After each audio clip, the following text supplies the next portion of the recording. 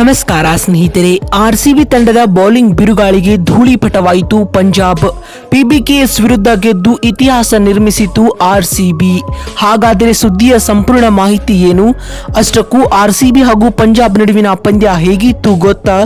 ಹೀಗೆ ಇದರೆಲ್ಲದರ ಬಗ್ಗೆ ಇವತ್ತಿನ ಈ ಒಂದು ವಿಡಿಯೋದಲ್ಲಿ ತಿಳಿಸ್ಕೊಡ್ತಾ ಹೋಗ್ತೀನಿ. ಹೀಗಾಗಿ ದಯವಿಟ್ಟು ಈ ವಿಡಿಯೋವನ್ನ ಕೊನೆವರೆಗೂ ನೋಡಿ ಸ್ನೇಹಿತರೆ. ಆದರೆ ಅದಕ್ಕಿಂತಲೂ ಮುನ್ನ ನೀವು ಕೂಡ ಆರ್ಸಿಬಿ ತಂಡದ ಅಪ್ಪಟ ಅಭಿಮಾನಿಗಳಾಗಿ ಈ ವಿಡಿಯೋವನ್ನ ನೋಡುತ್ತಿದ್ದರೆ ತಪ್ಪದೆ ಈ ಕೂಡಲೇ ಈ ವಿಡಿಯೋಗೊಂದು ಲೈಕ್ ಮಾಡಿ. ಹೌದು ಸ್ನೇಹಿತರೆ, ಹಿಮಾಚಲ ಪ್ರದೇಶದ ಧರ್ಮಶಾಲಾ ಅಂತಾರಾಷ್ಟ್ರೀಯ ಮೈದಾನದಲ್ಲಿ ನಡೆದ ಟಾಟಾ ಐಪಿಎಲ್ 2024ರ 58ನೇ ಪಂದ್ಯದಲ್ಲಿ ರಾಯಲ್ ಚಾಲೆಂಜರ್ಸ್ ಬೆಂಗಳೂರು ತಂಡವು ಪಂಜಾಬ್ ಕಿಂಗ್ಸ್ ತಂಡದ ವಿರುದ್ಧ 60 ರನ್ಗಳ ಭರ್ಜರಿ ಗೆಲುವನ್ನ ದಾಖಲಿಸಿದೆ ಸ್ನೇಹಿತರೆ.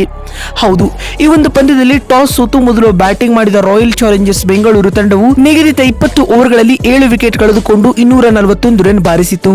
ಆರ್ಸಿಬಿ ತಂಡದ ಪರ ಬ್ಯಾಟಿಂಗ್ ನಲ್ಲಿ ವಿರಾಟ್ ಕೊಹ್ಲಿ ರವರು 47 ಎಸೆತಗಳನ್ನು ಎದುರಿಸಿ 7 ಬೌಂಡರಿ ಹಾಗೂ 6 ಸಿಕ್ಸರ್ಗಳ ನೆರವಿನಿಂದಾಗಿ 92 ರನ್ ಬಾರಿಸಿದರು ಮತ್ತು ರಜತ್ ಪಾಟಿದಾರ್ ಅವರು ಆಕ್ರಮಣಕಾರಿಯಾದ ಆಟವನ್ನು ಆಡುವ ಮೂಲಕ ಕೇವಲ 23 ಎಸೆತಗಳಿಂದ 6 ಸಿಕ್ಸರ್ ಹಾಗೂ 3 ಫೋರ್ಗಳೊಂದಿಗೆ 55 ರನ್ ಬಾರಿಸಿದರು ಮತ್ತು ಕೊನೆಯಲ್ಲಿ ಬಂದ ಕ್ಯಾಮರನ್ ಗ್ರೀನ್ ಅವರು ಕೇವಲ 27 ಎಸೆತಗಳನ್ನು ಎದುರಿಸಿ 46 ರನ್ ಬಾರಿಸಿ ಮಿಂಚಿದರು. ಅತ್ತ ಪಂಜಾಬ್ ಕಿಂಗ್ಸ್ ತಂಡದ ಪರ ಬೌಲಿಂಗ್ ನಲ್ಲಿ ಹರ್ಷಲ್ ಪಟೇಲ್ 3 ವಿಕೆಟ್ ಕಬಳಿಸಿ ಮಿಂಚಿದರೆ ನಮ್ಮ ಕನ್ನಡಿಗ ವಿದ್ವತ್ ಕಾವೇರಪ್ಪ ಅವರು 2 ವಿಕೆಟ್ ಪಡೆದುಕೊಂಡರು.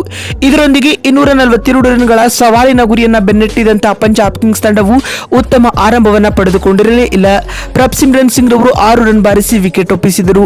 ಜಾನ್ ಬೇರ್ಸ್ಟೋ ಅವರು ಹೊಡಿಬಿಡಿ ಆಟವನ್ನು ಆಡುವ ಮೂಲಕ 27 ರನ್ ಬಾರಿಸಿ ಪೆವಿಲಿಯನ್ ಸೇರಿಕೊಂಡರು. ಇದಾದ ಬಳಿಕ ಜೊತೆಯಾದ ರೇಲಿ ರೂಸೋ ಹಾಗೂ ಶಶಾಂಕ್ ಸಿಂಗ್ ಪಂಜಾಬ್ ತಂಡಕ್ಕೆ ಆಸರೆಯಾಗಿ ನಿಂತರು. ಅದರಲ್ಲಿಯೂ ರೇಲಿ ರೂಸೋ ಅವರು ಕೇವಲ 27 ಎಸೆತಗಳನ್ನು ಎದುರಿಸಿ 9 ಫೋರ್ ಹಾಗೂ 3 ಸಿಕ್ಸರ್ಗಳೊಂದಿಗೆ 200ರ ಸ್ಟ್ರೈಕ್ ರೇಟ್ ನಲ್ಲಿ 60 ರನ್ ಬಾರಿಸಿ ಆರ್ಸಿಬಿಗೆ ಕಂಟಕವಾಗಿದ್ದರು. ಇದೇ ವೇಳೆ ಕರಣ್ ಶರ್ಮಾ ಅವರ ಬೌಲಿಂಗ್ ನಲ್ಲಿ ರೇಲಿ ರೂಸೋ ಅವರು 61 ರನ್ ಬಾರಿಸಿ ನಿರ್ಗಮಿಸಿದರು. ನಂತರ ಶಶಾಂಕ್ ಸಿಂಗ್ ರವರು ಇಲ್ಲದ ರನ್ ಕದಿಯಲು ಹೋಗಿ 37 ರನ್ ಗಳಿಸಿದ್ದ ವೇಳೆ ಕೊಹ್ಲಿಗೆ ಬಲಿಯಾಗಿ ವಿಕೆಟ್ ಒಪ್ಪಿಸಿದರು. ಅದಾದ ಬಳಿಕ ಬಂದ ಯಾವೊಬ್ಬ ಆಟಗಾರನು ಕೂಡ ಹೇಳಿಕೊಳ್ಳುವಂತಹ ಆಟವನ್ನ ಆಡಿಲ್ಲ. ಇನ್ಫ್ಯಾಕ್ಟ್ 2 ಅಂಕಿ ಮೊತ್ತವನ್ನ ಕೂಡ ದಾಖಲಿಸಲು ಸಾಧ್ಯವಾಗಲೇ ಇಲ್ಲ. ನಾಯಕ ಸ್ಯಾಮ್ ಕರನ್ ಅವರು 22 ರನ್ ಬಾರಿಸಿ ಪೆವಿಲಿಯನ್ ಸೇರಿಕೊಂಡರು. ಇದರೊಂದಿಗೆ ಪಂಜಾಬ್ ಕಿಂಗ್ಸ್ ತಂಡವು 17 ಓವರ್ಗಳಲ್ಲಿ 181 ರನ್ ಬಾರಿಸಿ ಸರ್ವಪತನ ಕಂಡಿತು. ಈ ಮುಖೇನವಾಗಿ 60 ರನ್ಗಳ ಹೀನಾಯ ಸೋಲನ್ನ ಪಿಬಿಕೆಎಸ್ ತಂಡ ದಾಖಲಿಸಿತು. ಇನ್ನು ಇತ್ತ ಆರ್ಸಿಬಿ ತಂಡದ ಪರ ಬೌಲಿಂಗ್ ನಲ್ಲಿ ಮೊಹಮ್ಮದ್ ಸಿರಾಜ್ ಅವರು 3 ವಿಕೆಟ್ ಕಬಳಿಸಿ ಮಿಂಚಿದರೆ ಸ್ವಪ್ನಿಲ್ ಸಿಂಗ್ ರವರು 2 ಮತ್ತು ಕರಣ್ ಶರ್ಮಾ 2, ಅದೇ ರೀತಿ ಲಾಕಿ ಫರ್ಗ್ಯೂಸನ್ ಅವರು 2 ವಿಕೆಟ್ ಕಬಳಿಸಿ ಮಿಂಚಿದರು. ಸ್ನೇಹಿತರೆ, ಈ ಗೆಲುವಿನೊಂದಿಗೆ ಆರ್ಸಿಬಿ ತಂಡವು ಪ್ಲೇ ಆಫ್ ಹೋಗುವ ಆಸೆ ಇನ್ನೂ ಕೂಡ ಜೀವಂತವಾಗಿರಿಸಿಕೊಂಡಿದೆ. ಅತ್ತ ಪಂಜಾಬ್ ತಂಡವು ಅಧಿಕೃತವಾಗಿ ಎಲಿಮಿನೇಟ್ ಆಗಿದೆ ಅಂತ ಹೇಳಬಹುದು. ನೋಡಿದ್ರಲ್ಲ ಸ್ನೇಹಿತರೆ, ಆರ್ಸಿಬಿ ಹಾಗೂ ಪಂಜಾಬ್ ನಡುವಿನ ಪಂದ್ಯ ಹೇಗಿತ್ತು ಅಂತ ತಿಳಿಸಿಕೊಡುವ ನಮ್ಮ ಈ ಪ್ರಯತ್ನ ನಿಮಗೆ ಇಷ್ಟವಾಗಿದ್ದಲ್ಲಿ ತಪ್ಪದೆ ಈ ಕೂಡಲೇ ಈ ವಿಡಿಯೋಗೊಂದು ಲೈಕ್ ಮಾಡಿ. ವಿಡಿಯೋವನ್ನ ಇಲ್ಲಿವರೆಗೂ ನೋಡಿದ್ದಕ್ಕಾಗಿ ಧನ್ಯವಾದಗಳು.